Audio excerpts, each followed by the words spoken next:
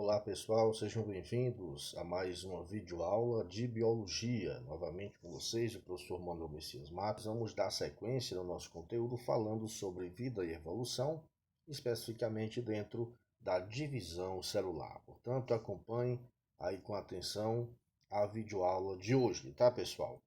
Bem pessoal, num primeiro momento é interessante a gente lembrar, né, que no conteúdo de hoje nós vamos trabalhar aí e falar um pouco sobre o que é o gameta masculino, as suas funções, também o gameta feminino. Vamos fazer uma comparação dos gametas para que a gente possa observar, né, a estrutura de cada gameta, né, o gameta masculino e também o gameta feminino. Vamos também entender um pouco sobre o processo de espermatogênese, a espermiogênese, a ovogênese e entender o que é um cariótipo completo, especialmente aí da espécie humana, tá, pessoal? Bem, seguindo adiante, pessoal, vamos trazer no primeiro momento, falar um pouco sobre o gameta masculino. Aí nessas imagenzinhas que você pode observar, né, nessas televisões, a gente observa, né, o espermatozoide, né, ele se movimentando, né, ele aí próximo ao óvulo. Por que que a gente traz essas informações? Justamente para facilitar a compreensão do que é esse espermatozoide. Porque compreender o que é um espermatozoide e suas funções, pessoal, é fundamental para aprender a respeito da reprodução humana e as diversas etapas que ela ocorre, tá? Então, de certa forma, a gente diz que os espermatozoides, né, são os gametas masculinos dos animais e sendo responsáveis, portanto, pela reprodução sexuada nesses organismos, tá? Passando aqui adiante, a gente vai poder observar justamente a estrutura desse gameta masculino, tá bem? Então a gente pode observar aí, né, que o espermatozoide humano ele vai apresentar uma estrutura básica onde a gente observa a cabeça, uma peça intermediária e também a cauda, tá? Vamos marcar aqui para que você possa, né, observar com melhor. Aqui nós temos a parte da cauda, aqui nós temos a peça intermediária e aqui nós temos a parte da cabeça que nós vamos observar agora ela de forma detalhada, tá, pessoal? Então vamos adiante, tá? Vejamos aqui. A parte da cabeça, pessoal, vocês observem aí, né, que ela tem na estrutura a parte do núcleo e a parte do acrossomo, tá? Observem aqui. Geralmente, né, quando a gente está falando, né, da questão do gameta masculino, pessoal, a gente diz, né, que a cabeça é justamente o local onde está localizado o núcleo, né, como a gente pode observar aí na imagem. Mais para trás aí um pouco, né, na porção anterior, né, dessa parte aí da cabeça, a gente vai encontrar esse acrossoma. Esse acrossoma, pessoal, ela é uma estrutura, né, que se origina lá do complexo de Golgi, né, do complexo golgiense. E observem que ele vem aí em forma de capuz, tá? E esse formato dele também é justamente para atender à especificidade, né, porque é justamente ele que vai liberar uma enzima e vai, né, cobrir metade da cabeça do espermatozoide, tá? Então, a presença dessas enzimas, né, é que vai garantir que o espermatozoide consiga entrar no ovócito secundário e haja a fecundação, né? Então, parece um capuz aí mesmo, inclusive para facilitar o momento, né, de que ele entra, né, em contato lá com o ovócito, tá, pessoal? Então, aí é a parte da cabeça, onde encontramos o núcleo e encontramos o acrossoma, tá? Que é uma peça originada lá do complexo de Golgi, tá, pessoal? Passando adiante, né, a gente observa ainda, né, no complexo, no espermatozoide, né, na sua composição, aí a cauda e essa peça intermediária, tá? Quando a gente fala, né, dessa cauda, a gente destaca também que ela possui três regiões distintas, né, que é justamente essa peça intermediária, a peça principal e uma peça terminal. Aqui a gente foca mais na peça intermediária, por ser justamente o local, pessoal, onde estão localizadas as mitocôndrias, né, dessa célula, no caso do espermatozoide, tá? Lembro que essas mitocôndrias é que são responsáveis, né, pela realização do processo de respiração celular e elas também, através desse processo de respiração celular, vão fornecer a energia necessária para esse gameta conseguir locomover-se. Então, essas mitocôndrias, ela tem um papel fundamental aí dentro do gameta masculino. É ela quem de fato vai dar sustentação e, vamos dizer assim, nutrição, né, através dessa respiração celular, fornecendo energia, né, para essa célula conseguir se locomover. Tá, pessoal? Então, aí nós temos a cauda e temos a peça intermediária, que é onde está localizado as mitocôndrias, tá, pessoal? Passando adiante, a gente observa também, né, que o gameta masculino, né, que durante o processo de formação aí dos espermatozoides, podem surgir alguns com defeitos, tá? Então, quando isso ocorre, nós temos a formação, né, do que a gente chama de espermatozoides anormais, pessoal, tá bem? Lembro também para vocês que esses espermatozoides, eles são vistos com relativa frequência, tá? E segundo estudos, estima-se que mais de 10% de todos os espermatozoides que são eliminados em uma ejaculação apresentem algum problema, tá bom? Vamos olhar aqui quais são, né, os problemas que podem acarretar o espermatozoide. Analisem aqui essa imagem, pessoal. Eu tenho um espermatozoide dito normal, tá? A cauda, temos aqui a peça intermediária e, né, a cabeça, onde vai estar lá o núcleo e o acrossoma. Lembrando que é nessa região aqui da peça intermediária que nós temos as mitocôndrias, tá? Então, quando a gente analisa nessa outra imagem, né, alguns espermatozoides anormais, né? Ou seja, eles diferenciam-se em tamanho, né? A cabeça, especialmente de alguns, pode vir bem diferente, tá? Alguns apresentam apenas uma cabeça, mas vão ter duas caudas, né? Outras têm a peça intermediária com defeito, e isso pode ocasionar a perca das mitocôndrias, tá? Que é importantíssimo no processo de liberação de energia e de locomoção, tá? Do espermatozoide. E alguns apresentam aí cauda, né? E apenas uma cauda e duas cabeças. Então, esses espermatozoides, né, por apresentarem esses problemas, né, essas, vamos dizer assim, mutações ou então, né, alguma anormalidade, eles podem, né, fazer com que não apresentem uma fertilidade tão grande, né? Então eles geralmente apresentam motilidade afetada e não são capazes de fecundar os ovócitos. E isso é um problema sério porque não fecundando nós não vamos ter, né, a geração do embrião, tá? Então, quando os espermatozoides ele vem com alguma normalidade, corre o risco de nós não termos a fecundação para acontecer e aí gerar o novo embrião, tá, pessoal? Passando adiante, a gente revela para vocês agora a respeito do gameta feminino. Novamente observe aí nas televisões, né, que aí a gente tem diversas imagens, né, do óvulo, que a gente costuma chamar óvulo, tá? E não é errado. Na verdade, a gente chama os óvulos, que também podem ser chamados de ovócitos secundários, né, que são justamente aí os gametas femininos, ou seja, pessoal, as células femininas responsáveis pela reprodução. Lembro para vocês também que essas células, elas são produzidas no ovário em um processo chamado ovogênese, que nós vamos ver daqui a pouco na nossa aula, tá, pessoal? Passando aqui adiante, nós vamos também mostrar para vocês as estruturas, né, que formam justamente o gameta feminino, assim como nós observamos lá no gameta masculino. A primeira estrutura que eu quero mostrar para vocês é justamente o que a gente chama de corona radiada.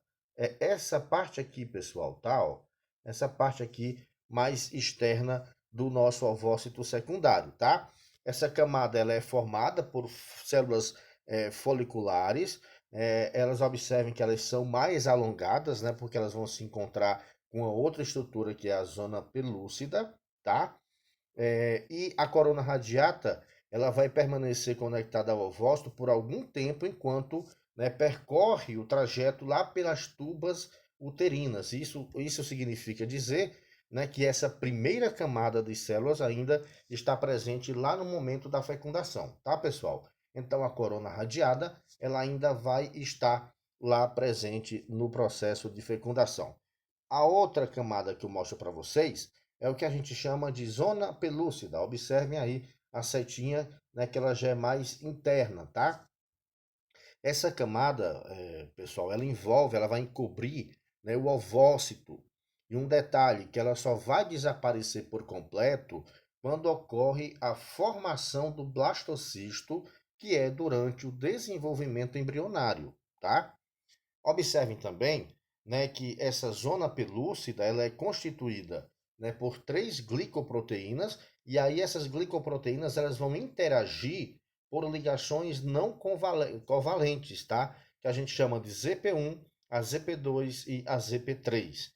Sendo que a ZP3 é a última glicoproteína, né, que ela é responsável por promover a ligação com os receptores presentes na membrana do espermatozoide. É justamente a ZP3, né, que vai fazer com que haja, né, vamos dizer assim, que acople, né, o espermatozoide aí no ovócito secundário, tá? No óvulo, tá, pessoal? A ZP3 é essa glicoproteína que vai ser a receptora, né, aí lá nas membranas presentes no espermatozoide que haja, né, a cópula, vamos dizer assim, né, quando acontece a junção deles dois, tá, pessoal? Outra parte que eu quero mostrar para vocês, dentro da questão do gameta feminino, é o núcleo, né, onde a gente observa aí que fica depois da zona pelúcida, a membrana, né, plasmática do ovócito e internamente a gente encontra a outra membrana ou a outra organela, né, que é o citoplasma, tá, pessoal? Então, nessa membrana, né, no citoplasma, em íntimo contato com essa membrana plasmática, encontram-se as organelas especializadas e que vão receber o nome de grânulos corticais, tá? Lembrando que essas organelas têm um papel fundamental também no processo de fecundação, tá? Elas são organelas especializadas, tá, pessoal? Então, novamente, lembrando para vocês, vamos fazer aqui a comparação entre o gameta masculino e o gameta feminino. A gente pode observar, né, aqui do nosso lado esquerdo, o espermatozoide, gameta masculino, com a sua cabeça, a zona intermediária, né, a parte intermediária e a cauda, onde a gente observa o acrossoma, que é originário lá do complexo de Golgi, tá? Esse capuz aí, que é justamente para facilitar a penetração no óvulo. Nós temos o núcleo, nós temos esse corpo basal, que faz parte da peça intermediária, onde a gente encontra as mitocôndrias, que é fundamental aí no processo de energia e de locomoção do espermatozoide. Aí nós temos a peça final, que é justamente a parte da cauda com o seu axonema, a parte, vamos dizer assim, intermediária, tá? Que é justamente para fazer com que, né, ele possa girar, né, girar a parte da cauda e facilitar a sua movimentação. Já o óvulo, que é o gameta feminino, a gente observa aí a questão, né, da zona pelúcida mais interna. Nós temos a corona radiata, que é essa parte de células mais alongadas, bem externa, tá? Nós temos o núcleo, né, dessa célula, que no caso bem interno. Nós temos o corpo polar primário, né, que ela vai ter também uma parte específica no processo de fecundação, tá? E o citoplasma, que é onde a gente encontra os glândulos corticais, que são células especializadas e que interagem também no processo de fecundação, tá, pessoal? Aí é só uma comparação entre os dois gametas. Seguindo adiante, pessoal, nós vamos chegar no processo de espermatogênese. Lembro para vocês que a espermatogênese ela é uma fase em que não há divisão celular e ela é responsável pela formação dos espermatozoides, né? Atenção para esse detalhe, tá bom? Ela vai ocorrer aonde, pessoal? O processo de espermatogênese.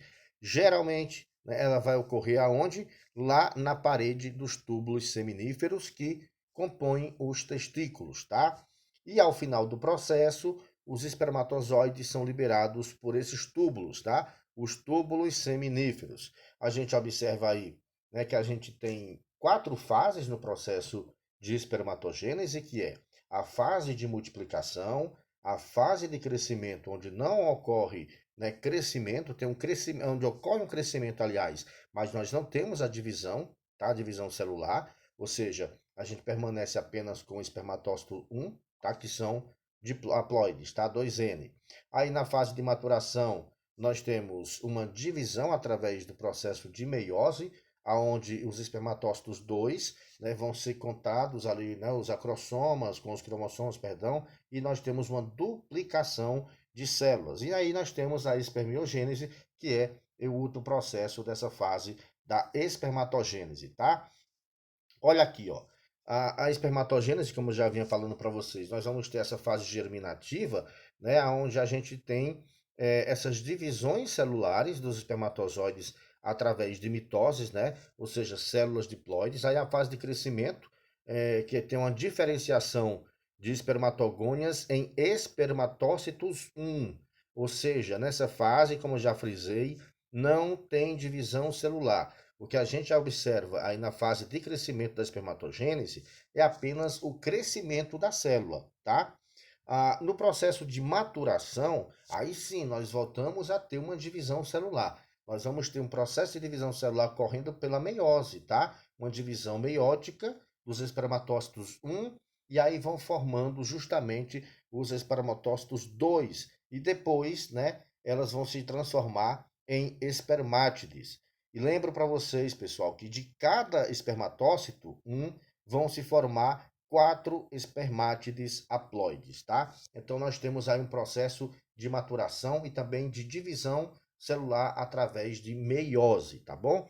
E a diferenciação é quando ocorre justamente a diferenciação de espermátides em espermatozoides sem que haja uma divisão celular, e nós vamos ter modificações profundas na célula. É aqui onde entra o processo de espermiogênese, tá? É a última etapa, a diferenciação. Aqui a gente vai ter, né, observando nessa primeira imagem, que é uma espermátide, que ela vai se transformar, ela vai passar por um processo de diferenciação celular. E aí a gente observa que essas espermátides que são arredondadas, elas vão se transformando, né, em espermatozoides através de modificações morfológicas, né, que é o que a gente chama justamente de espermiogênese, pessoal.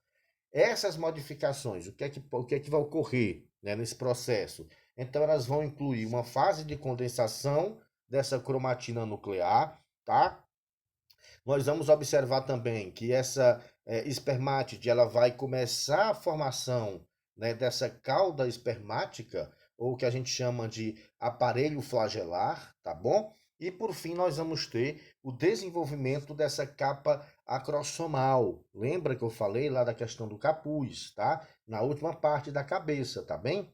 E aí a gente destaca nesse processo da espermiogênese, são 4 fases, né, para que a gente tenha a transformação de espermátide, perdão, em espermatozoide, tá?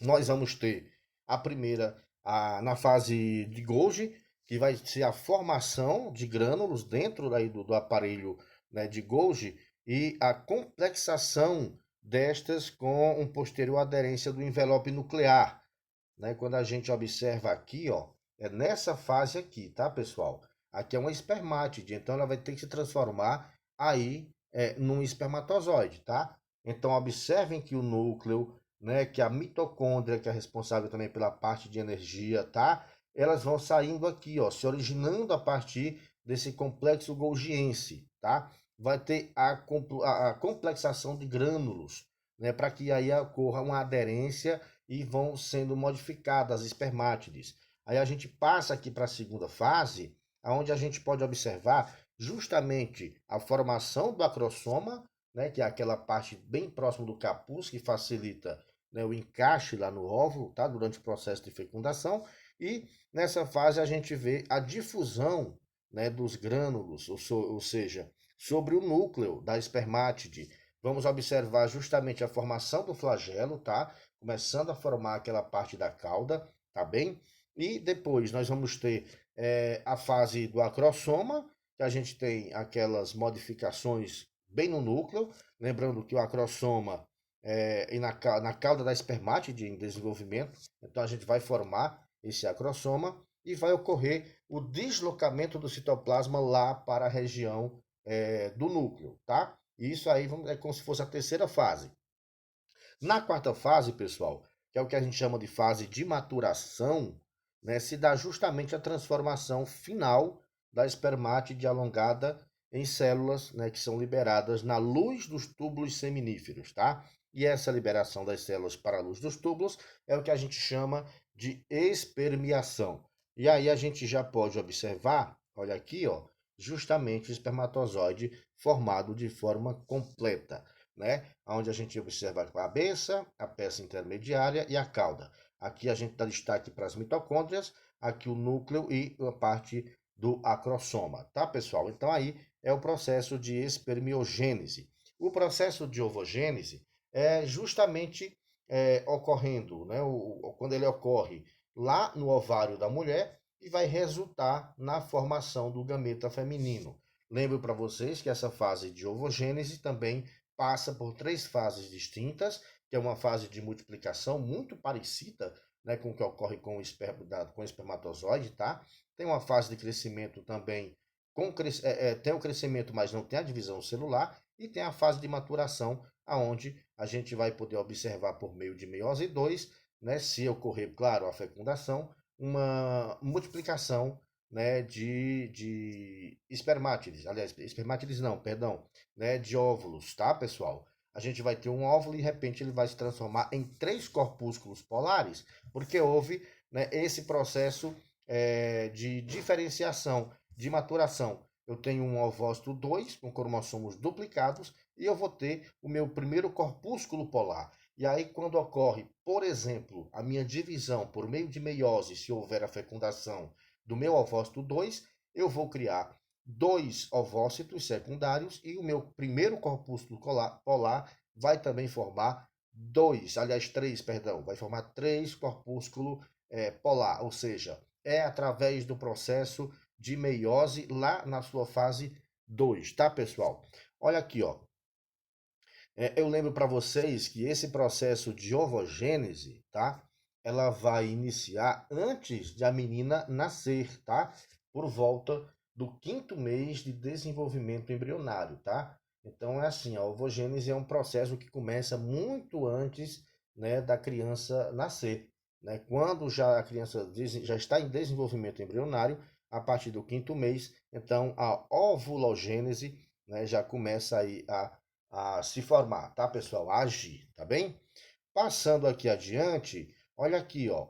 No período de multiplicação, como eu falei para vocês, vão ocorrer sucessivas mitoses nessas células, né, precursoras dos gametas femininos, o que a gente chama das ovogônias, e essas divisões, elas vão acontecer no epitélio germinativo do ovário e vão ocorrer no início da fase fetal, tá bom? Indo aproximadamente até o terceiro mês de vida. O período de crescimento, olha aí, ó. Nesse período de crescimento, as ovogônias, elas vão começar a acumular substâncias de reserva, que é o que a gente chama de vitelo, tá, pessoal? E vão aumentar também de volume. Nessa etapa, elas vão passar a ser chamadas de ovócitos primários ou ovócitos 1, tá bom, pessoal? E lá no período de maturação, inicia-se o processo de meiose, porém este não se completa e os ovócitos primários estacionam lá no que a gente chama de prófase 1, que depois a gente vai observar, tá, essas fases uma por uma, tá, pessoal? Lembrando que essa meiose ela pode continuar, e aí quando ela continua, apenas após, né, a estimulação dos hormônios, o FSH, que é o hormônio estimulante do folículo, que vai ocorrer lá na puberdade, tá, pessoal? Então aí é o processo de ovogênese, tá bem? E aí a gente lembra para vocês também falando um pouco sobre os cariótipos. O que é um cariótipo, tá, pessoal? Na espécie humana. Eu lembro primeiro para vocês que o cariótipo ele é um conjunto de cromossomos presentes aí em um indivíduo, tá? E esse grupo de elementos possui todas as informações que vão determinar nossas características, tá bom? Lembro também para vocês que o cariótipo da espécie humana vai apresentar 23 pares de cromossomos, sendo 22 pares de cromossomos homólogos, né? Que são denominados de autossomos, não relacionados, por exemplo, a determinação do sexo. E aí nós vamos ter um par de cromossomos sexuais. Lembro para vocês ainda que os cromossomos homólogos são idênticos, tá bom? E geralmente eles vão apresentar mesmo tamanho, né, na posição dos centrômeros, tá bom? Destaco também que cada cromossomo presente em um par de cromossomos homólogos, eles vão possuir genes que controlam as mesmas características. E também revelo ainda, né, que os cromossomos sexuais são designados pelas letras X e Y. E aí o cariótipo do homem vai apresentar 22 pares de autossomos mais um par de cromossomo sexual XY. E já o cariótipo da mulher apresenta 22 pares de autossomos mais um par de cromossomo sexual, que é o XX. Apresento para vocês justamente isso aí, ó, nessa imagem, tá, pessoal? Observem aqui. Esses aqui são os meus cromossomos autossomos, que a gente chama, e aqui eu tenho, né, os cromossomos sexuais. XY identificando características masculinas e XX identificando as características femininas, tá, pessoal? E eu lembro também, né, que na espécie humana, alguns cromossomos vêm com algumas alterações. E quando nós temos alterações em cromossomos, pessoal, nós temos também o aparecimento, o surgimento, né, de alguma síndrome. E eu trago para vocês aqui justamente alterações dos cromossomos, por exemplo, em relação à quantidade ou à estrutura, né, que vão causar algum distúrbio. E eu apresento aí a síndrome de Down, tá? Ela é justamente uma alteração que ocorre lá no cromossomo 21, conforme está mostrando, né, aqui na imagem, tá? Ó, ocorre vamos dizer assim, uma alteração no par de cromossomo 21, no cariótipo da pessoa, tá bem? É uma trissomia, né, do cariótipo aí, no caso, né, dos cromossomos 21. Ou seja, ao invés de dois, a criança aparece, né, no cariótipo com 3 cromossomos, aí no cromossomo 21. E isso faz com que surja, né, a síndrome de Down. Esclareço para vocês que muita gente, inclusive com preconceito, em relação, né, aos portadores de síndrome de Down. Pelo contrário, pessoal, não se trata de uma doença. A síndrome de Down ela é uma síndrome, ela não é transmissível, ela é um problema genético por conta de alteração cromossômica, tá? Então, as crianças portadoras de síndrome de Down são perfeitamente. É muito bom de você conviver com elas, são muito gentis, muito amáveis, tá? Então, é importante que a gente faça esse esclarecimento. Não é uma doença, é uma síndrome com um problema, com um acréscimo, né, no par de cromossomo 21 que causa, né, a síndrome de Down, tá, pessoal? Outra síndrome também em decorrência dessa questão e principalmente voltado, né, aos cromossomos sexuais, é a síndrome de Klinefelter, pessoal. Essa síndrome, né, é quando a gente observa os cromossomos que definem o sexo dos indivíduos. A gente nota, por exemplo, como eu falei para vocês, né, que mulheres têm um cromossomo X recebido da mãe e um X recebido do pai. Já os homens vão apresentar um cromossomo X recebido da mãe e um Y recebido do pai. Quando ocorre justamente uma mutação que apresenta, ou seja, acrescenta um cromossomo X a mais, aí a configuração vai mudar. Ou seja, quando eu tenho a presença, conforme está indicando aí na seta e está circulado, eu tenho um cromossomo X, X e Y, eu tenho novamente uma trissomia, dessa vez lá no meu cromossomo sexual.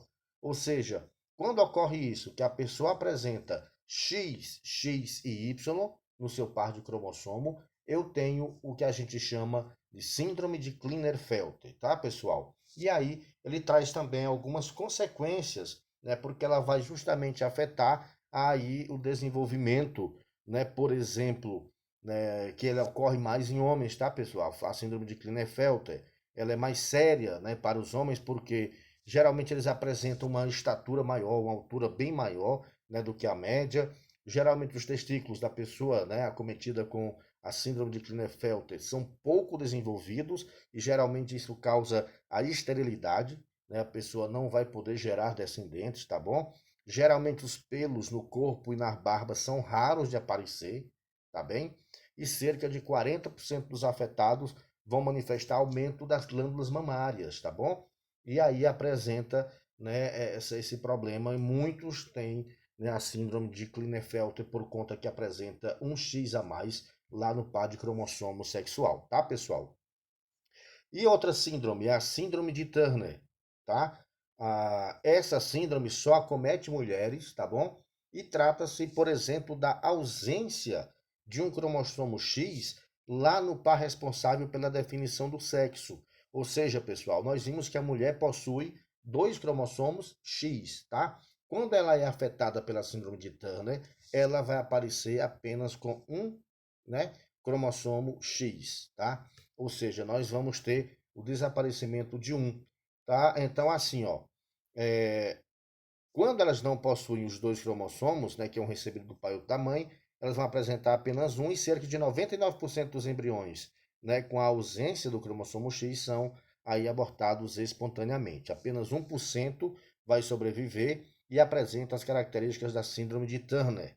A constituição cromossômica é representada por 45X ou 45X0, tá, pessoal? As meninas acometidas com síndrome de Turner vão apresentar baixa estatura e também falta de hormônios sexuais, tá?